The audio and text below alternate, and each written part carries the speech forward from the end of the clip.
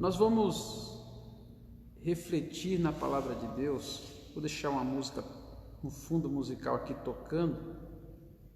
Dessa música, Eu Quebro Meu Vaso.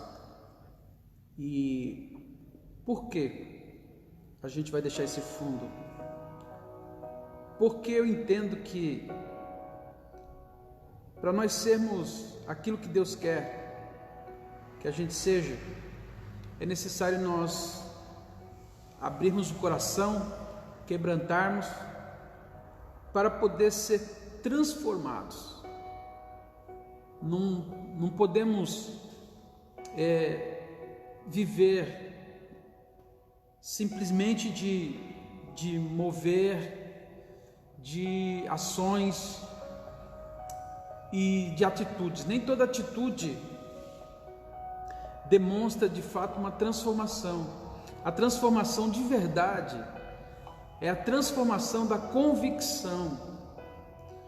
A transformação de Deus na nossa vida é a transformação das nossas convicções. Quais são as convicções que estão dentro de nós? E eu quero falar um pouco sobre isso. Quero falar sobre o caráter do verdadeiro adorador. E eu quero refletir um pouco sobre isso com vocês. Hoje é a escola de discípulos, onde a gente sempre traz uma palavra que vai gerar alguma transformação na nossa vida. Essa transformação só é possível pelo poder do Espírito Santo, através da palavra de Deus. Então, o verdadeiro discípulo do Senhor, ele precisa ter contato com Deus através da oração, através da rendição, através da palavra de Deus. É dessa forma que ele vai ser polido, vai ser moldado pelo Senhor. Não é simples, porque existe uma guerra dentro de nós. Todo ser humano, todo aquele que se converte a Cristo, tem uma batalha espiritual. É a batalha da carne contra o espírito. E esses dois se opõem para que a gente não consiga chegar aonde a gente quer, ou onde Deus quer que a gente chegue. Muitas vezes a carne leva bastante vantagem, porque ela nada a favor da correnteza, e quem anda em espírito nada contra a correnteza. Em outras palavras, é mais fácil ceder, é mais fácil desistir, é mais fácil não lutar e se deixar levar pela circunstância, pelos conceitos errados, do que mudar conceitos. Então Deus, de fato, tem propósitos em nossas vidas, e dentre esses propósitos Ele está realizando o principal, que é transformando as nossas convicções, nos mudando totalmente por dentro. A palavra fala até de nós termos a mente de Cristo, renovarmos o nosso entendimento. Quero pedir aos amados irmãos que compartilhe, copie o link desse vídeo e compartilhe em todos os grupos da igreja Monte Sião aí de onde você está. Compartilhe o link, por favor. Se você não é da igreja Monte Sião, compartilhe aí com o seu grupo também, porque a palavra de Deus é para todos nós. Essa palavra é universal, é para todas as pessoas. E vamos meditar um pouco sobre isso, desde o princípio, né? Desde o princípio, Deus criou a gente com um propósito específico. Quando Deus criou o homem, Ele criou o homem para louvor da sua glória. Deus criou o homem para comunhão com Ele. Então, o que Deus quer é relacionamento. E quando Ele cria o Adão, aquele ser perfeito, Deus se relacionava com ele todos os dias. Deus vinha à tarde para conversar com ele, para caminhar com ele pelo jardim do Éden. E essa liberdade de estar face a face com Deus sem receios, sem medo, sem barreiras. Era a vida do dia a dia de Adão. Mas houve um problema. Adão ficou curioso. Aliás, a Eva, a mulher de Adão, ficou curiosa mediante uma restrição que o Senhor colocou. Deus disse para não comerem da árvore do conhecimento do bem e do mal, do fruto da árvore do conhecimento do bem e do mal. E a Eva foi andar por perto dessa árvore, olhar para ela, e ali ela foi iludida pela serpente, como todos vocês conhecem a história, que disse que não era bem assim, que Deus sabia que se ela comesse deste fruto da ciência do bem e do mal, ela iria, na verdade, não iria morrer, ela ia ter conhecimento como Deus. E a partir daí ela resolve duvidar daquilo que Deus tinha proibido, e ela toma posse daquele fruto, come e quebra a sua comunhão com Deus, oferece para o homem, ele come e quebra a sua comunhão com Deus, e como representante da humanidade, Adão como representante da humanidade, ele faz com que nós também herdemos o pecado. E com o pecado, a separação de Deus. Agora o homem está separado de Deus, todos pecaram e destituídos estão da glória de Deus. Deus, quando nos criou com este propósito da comunhão, Ele vê o homem quebrando esta aliança, quebrando esse propósito de Deus, e vê o homem se afastando. Então Deus planeja a volta do homem, a salvação e o resgate dessa comunhão. É quando Deus planeja enviar o seu Filho Jesus para morrer por toda a humanidade, para resgatar esta comunhão. O plano de Deus do início é o mesmo plano de hoje, que é salvar o que se havia perdido, que é nos reconciliar consigo mesmo, que é estar próximo de nós. O propósito de Deus é estar em comunhão com o homem que Ele criou. Este é o primeiro propósito, o principal propósito. Mas, devido à natureza decaída, devido aos nossos pecados, Deus não pôde estar perto do homem, não pôde andar com ele, porque ele é santo, puro, e ele não pode compactuar com o pecado. Então, para que o homem pudesse voltar a Deus, era necessário que alguém pagasse pelos pecados do homem. E então Deus envia o seu Filho único, o próprio Senhor, vem em forma de carne, para poder não ceder ao pecado. Ele vem puro, santo, nascido de uma virgem, em sua divindade, porém abriu mão do seu poder e viveu como um homem cheio do Espírito Santo. E nesse interim Cristo venceu o pecado, e lá na cruz do Calvário Ele pagou pelos pecados de todos aqueles que creem. Então, em João 3,16 eu encontro o centro da vontade de Deus, o centro de toda a Bíblia. Tudo o que foi escrito, tudo que foi planejado, tudo que foi tratado, tudo que Deus vem trabalhando se resume em João 3,16.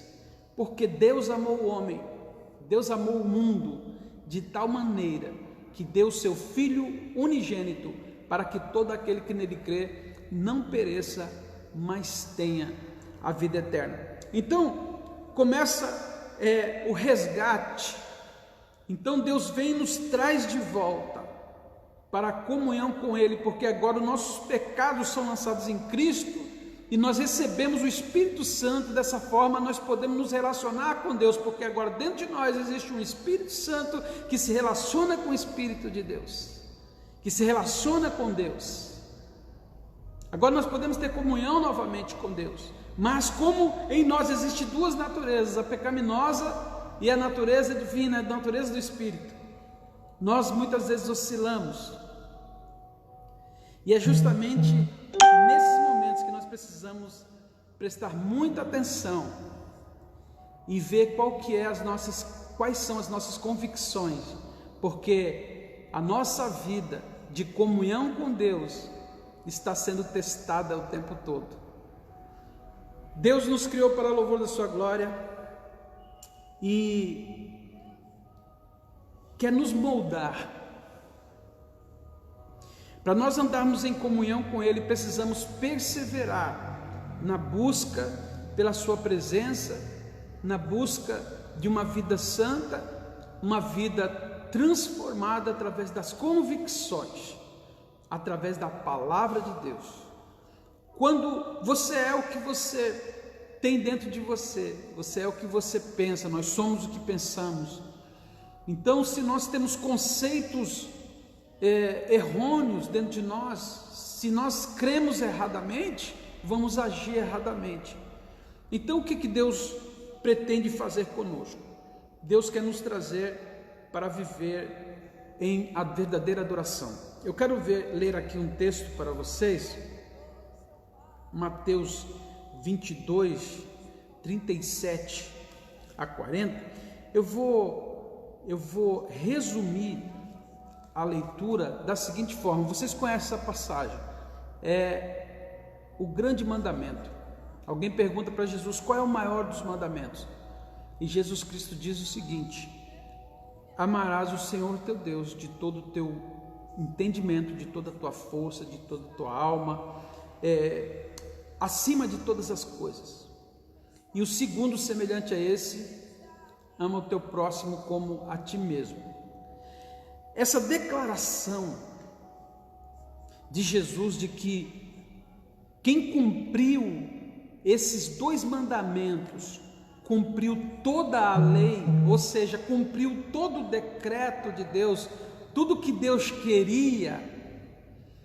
Então, quando Jesus declara que é o amor a essência, ele diz que amar a Deus nos fará cumprir a vontade de Deus, e amar ao próximo também nos fará servir a Deus, a expandir este amor, compartilhar este amor. Então vejo aqui pelo menos 4 propósitos de um verdadeiro adorador, de um verdadeiro discípulo de Deus. Aliás, 5 propósitos. O principal é amar a Deus acima de todas as coisas.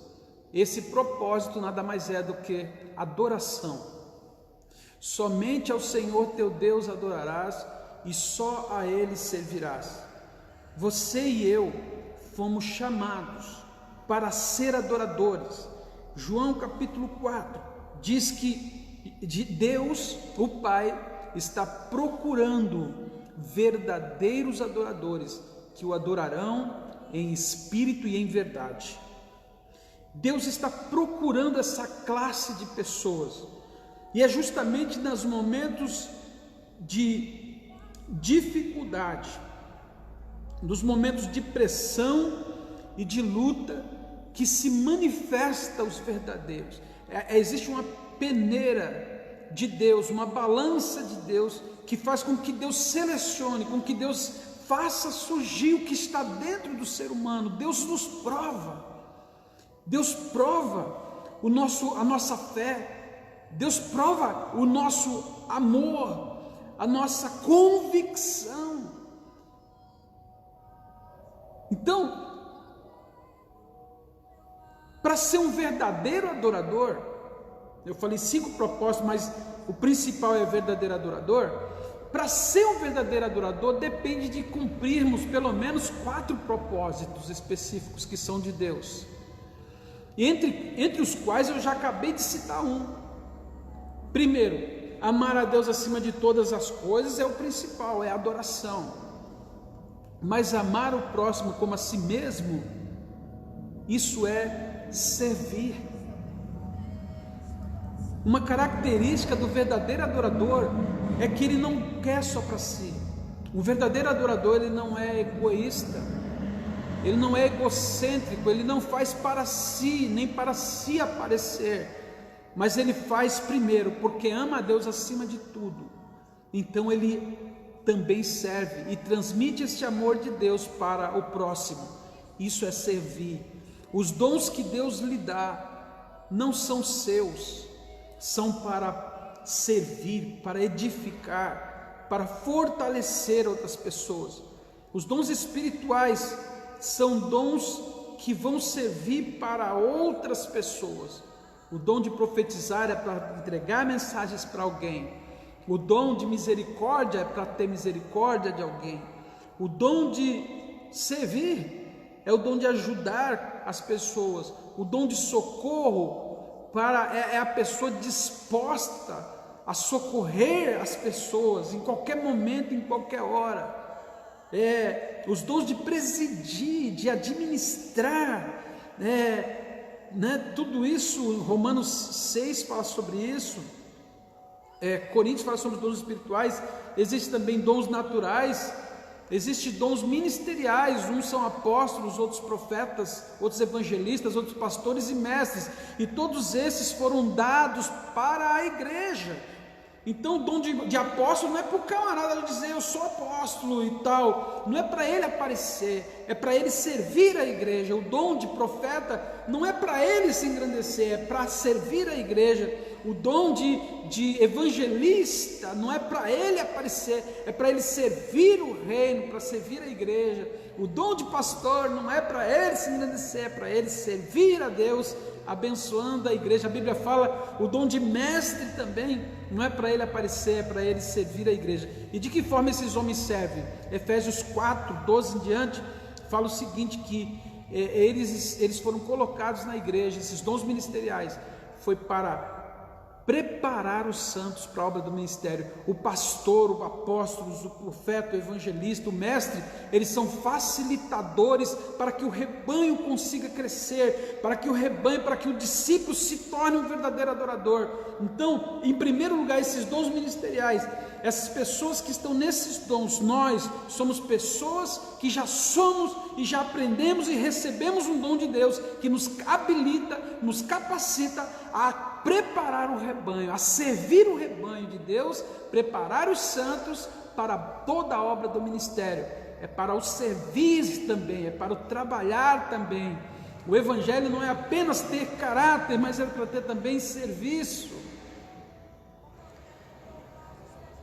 Então, quando Deus nos procura os verdadeiros adoradores, aleluia, como Ele cria Adão ali, Ele forma o primeiro homem, o nosso representante, Deus se relaciona com ele e ali há uma verdadeira e pura adoração, até o momento que ele cai. Quando ele cai, Jesus Cristo tem que vir ao mundo para poder salvar o homem dos seus pecados, para reconciliar novamente com Deus e começar novamente esse processo de adoração verdadeira. E essa adoração verdadeira só é possível quando o homem cumpre os propósitos de Deus para a sua vida. Então você é um verdadeiro adorador. Um sinal que você é um verdadeiro adorador é que você gosta de servir. Você não trabalha com base no egocentrismo, no egoísmo, nem na avareza, nem no ganho, nem no lucro pessoal. Você trabalha porque você ama a Deus acima de todas as coisas e você ama o teu próximo. Você quer ajudar o seu próximo, você quer servir o seu próximo. Esse servir, quando se trata de dons ministeriais, que o pastor veio, o pastor, o apóstolo, o profeta está servindo a igreja, ele serve a igreja, mas ele serve a igreja numa posição de autoridade. Ele é um líder servo, ele é um líder porque ele tem que pôr em ordem, ele é um líder porque ele tem que corrigir, ele é um líder porque ele tem que repreender, e tudo isso é servir. Não é para nós não estamos, quando o líder usa a autoridade, ele não está querendo demonstrar que ele tem poder, ele está querendo dizer que precisa corrigir algumas coisas. Ele tem que conduzir, tem que ter alguém como cabeça, conduzindo e organizando e colocando a vontade de Deus ali, né? Às vezes algumas pessoas querem servir, mas acontece que eles pretendem e desejam servir desordenadamente. Como é que funciona isso? Como assim servir desordenadamente? Ele não quer prestar contas, ou ele acredita que pode servir aonde ele quiser. sem que tenha nenhum requisito. Isso é errado, essa visão é errada. Para ser servo em determinadas funções, ou em qualquer função da igreja, para servir ali, a pessoa precisa de fato ser habilitada para isso. Primeiramente por causa do caráter dela, a vida que ela tem vivido, disponibilidade dela e capacidade para desempenhar determinado dom. Ou seja, cada um deve trabalhar em cima do seu dom, o seu dom principal. Porque às vezes a gente acha bonito determinado dom e a gente acha que pode fazer ele, às vezes nós não fomos chamados para aquele dom. Tá certo? Embora você pode pedir a Deus e pode se habilitar, você pode estudar, você pode se preparar, porque Deus nos dá o dom, mas nós desenvolvemos ele, nós buscamos o autocrescimento espiritual, é uma busca, ok, pessoal? Então a pessoa, ela quer servir, mas ela diz o seguinte: não, eu quero servir em determinado ministério, mas tudo bem, mas tem um requisito. Então a pessoa às vezes não aceita os requisitos, mas em lugar nenhum você vai entrar numa empresa ou vai trabalhar em algum lugar que não exija um requisito. Por quê? Porque é um serviço e tem que ser bem desempenhado, e tem que ser bem feito. Então é preciso entender que para servir você vai, primeiramente, tem que ter disposição, segundo, disponibilidade, preencher os requisitos que Deus quer que você tenha. Leia na Bíblia e você vai ver, quando Davi vai escolher os levitas para fazer o turno de sacerdotes, né, de 24 horas ele fez o turno. Veja lá quais foram as qualificações que Davi pediu. Não foi qualquer pessoa que diz assim: eu quero, não. Davi, ele escolheu as pessoas habilitadas para aquela função, inclusive tinha que ser de determinada tribo. Então existe requisito, amém, pessoal? Então servir em qualquer lugar é com excelência, é com vontade. Sabe por quê? Porque é para Deus. Se é por amor a Deus, então tem que sair bem feito. Se é por amor ao próximo, então tem que sair bem feito. Então é o melhor que nós pudermos. Claro que ninguém vai ser perfeito, né? Não vamos conseguir aí 100%, né, de aprovação nessa terra, mas o melhor que pudermos, pessoal, é isso que nós devemos oferecer. E com humildade nós precisamos buscar isso, e com paciência, amém, pessoal? A palavra de Deus diz que nós devemos buscar os melhores dons, né? Inclusive, principalmente o de profetizar, porque ele é para edificar a igreja, ok, pessoal? Então, moral da história: Deus te chamou a gente para ser discípulos, para ser verdadeiros adoradores, e para ser um verdadeiro adorador, um dos sinais é que queira servir. Toda pessoa que quer ser um verdadeiro adorador, ele tem disposição, ele tem vontade de fazer algo, ele tem vontade de servir a Deus, ele tem vontade de edificar o próximo, ele tem vontade de servir o próximo, ele quer demonstrar o amor de Deus através do seu servir, através daquilo que ele tem, ele quer compartilhar, ele quer abençoar a vida das pessoas. Mas tem outro item aqui, em Mateus 28, tem um outro texto aqui, que fala sobre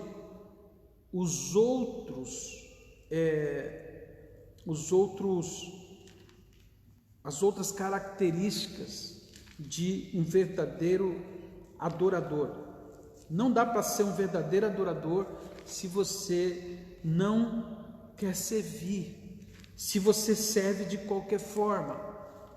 Então todo culto a Deus, ele deve ser feito da melhor maneira possível e do jeito que o Senhor quer de cada um de nós.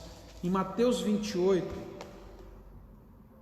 versículo 19 e 20, diz aqui: portanto, ide, ensinai todas as nações, batizando-as em nome do Pai e do Filho e do Espírito Santo, ensinando-as a guardar todas as coisas que eu vos tenho mandado.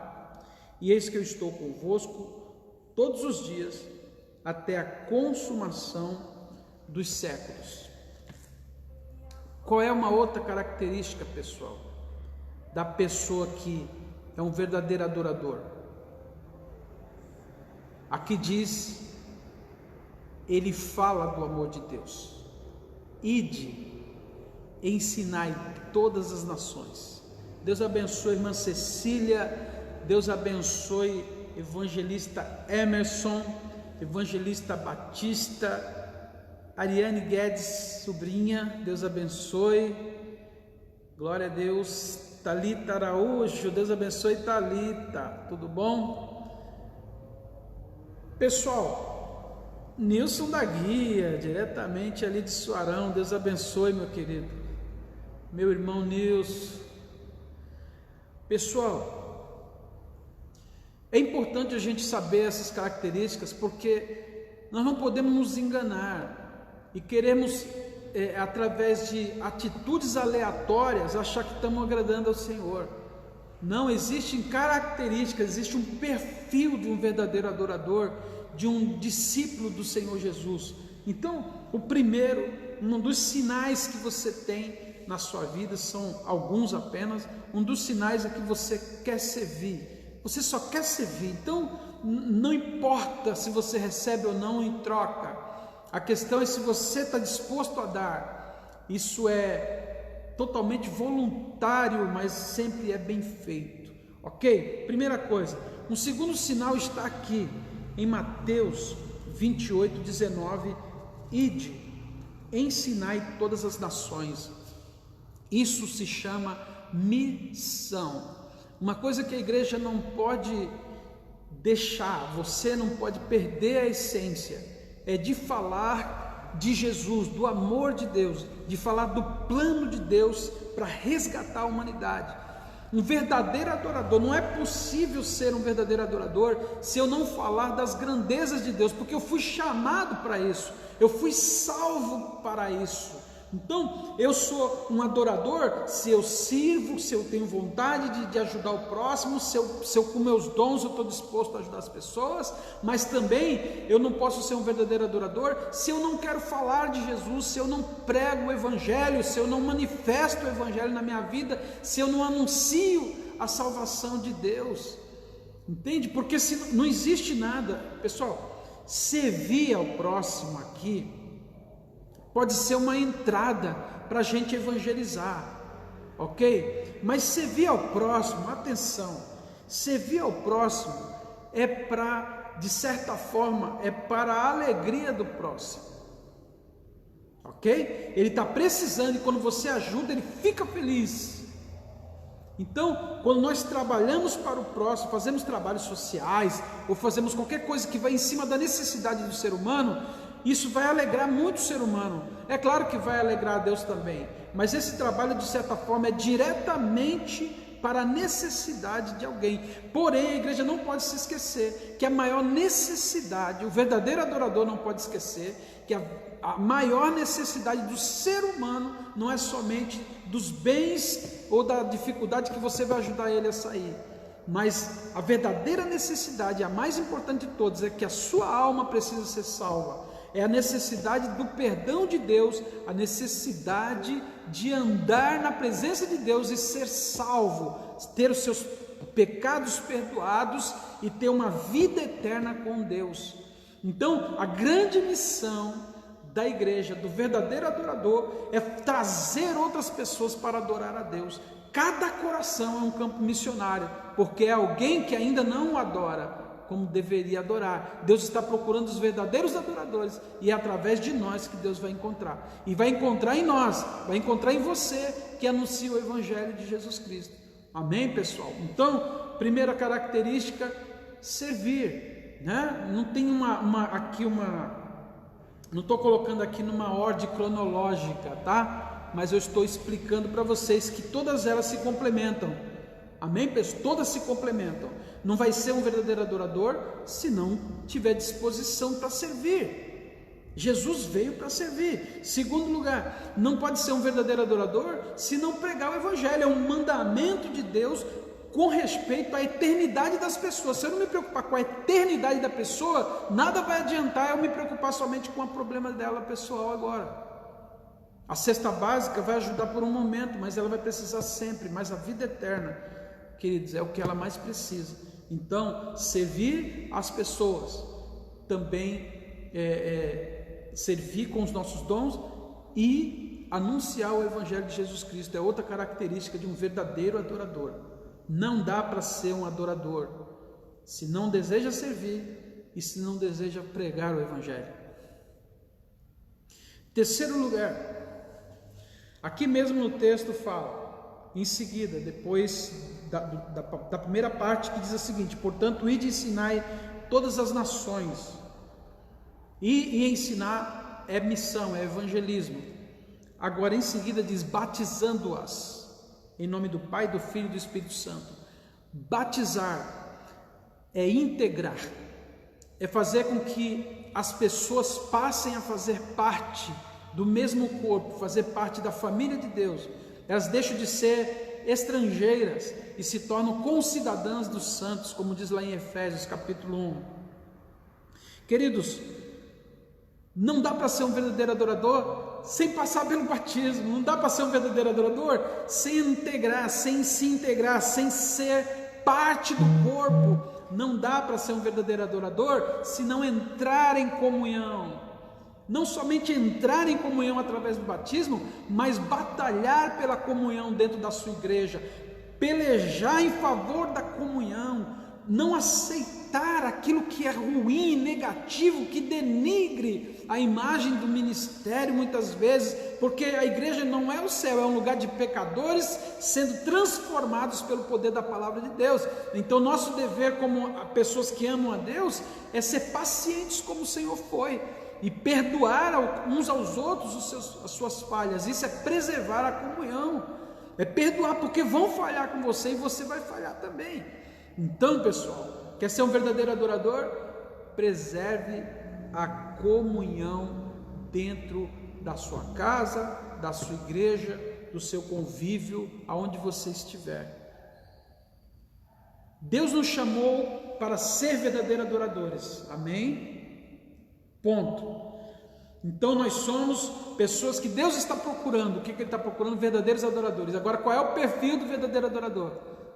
Ele gosta de servir a Deus, gosta de servir ao próximo, ele prega o Evangelho porque é o mandamento e a missão da vida dele, ele batiza, ou melhor, ele se batiza, passa pelo batismo, como também persevera para ajudar outros a entrarem na comunhão também, e ele batalha pela comunhão dentro da igreja, ele mantém a comunhão e ele batalha pela comunhão, ok?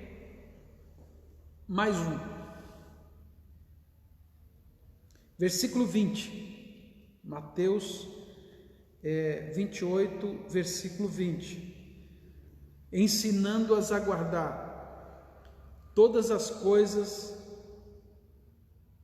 que eu vos tenho mandado. Bom, não dá para ser um verdadeiro adorador se eu não servir, se eu não quero servir a Deus, não quero servir ao meu próximo, não quero ajudar o meu próximo. Não dá para ser um verdadeiro adorador se eu não pregar o Evangelho. Não dá para ser um verdadeiro adorador sem eu estar em comunhão e preservar a comunhão.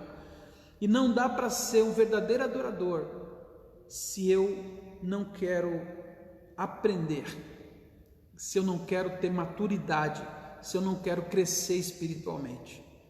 Não dá para ser um verdadeiro adorador sendo um anão na fé, sendo sempre um crente carnal. Não dá para ser um verdadeiro adorador se eu não quero aprender a guardar todas as coisas que o Senhor tem ensinado. Nesse caso aqui, Jesus está mandando os seus apóstolos ensinarem.